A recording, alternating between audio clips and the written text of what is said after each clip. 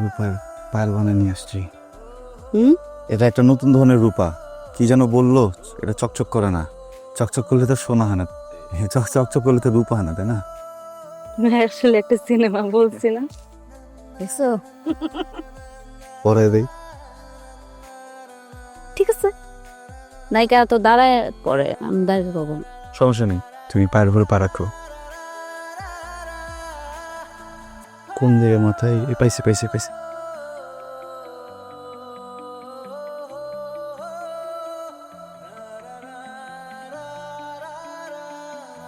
ওকে দিছি, সুন্দর সুন্দর।